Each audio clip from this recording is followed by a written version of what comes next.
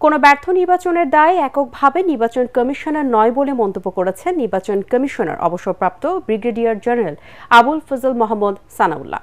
Voter তালিকা হালনাগাদ উপলক্ষে নীলফামারীতে তথ্য সংগ্রহকারী সুপারভাইজার ও নতুন ভোটারদের সাথে মতবিনিময় সভায় তিনি মন্তব্য করেন।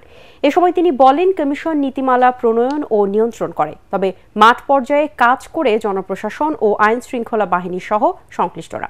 যেসব রাজনৈতিক দল এতদিন গণতন্ত্র পুনরুদ্ধারের দাবি তুলেছেন, সুষ্ঠু নির্বাচনের স্বার্থে তাদেরই সহযোগিতা করা উচিত বলে জানান নির্বাচন কমিশনার।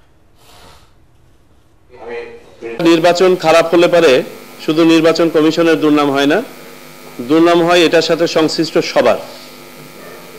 নির্বাচন কমিশন শুধুমাত্র একটা এপেক্স বডি যে সামনে থেকে নীতিমালা প্রণয়ন করে, গাইড করে, নির্দেশনা দেয়, নিয়ন্ত্রণ করে, কিন্তু মাঠ পর্যায়ে কাজ করে জনপ্রশাসন, আইন শৃঙ্খলা রক্ষাকারী বাহিনী থেকে শুরু করে আপনারা যারা এখানে সামনে বসে আছেন, আগামীকালকে হয়তো presiding officer, polling officer, assistant presiding officer হিসেবে কাজ করবেন, অর্থাৎ সবাই আমরা সম্পৃক্ত।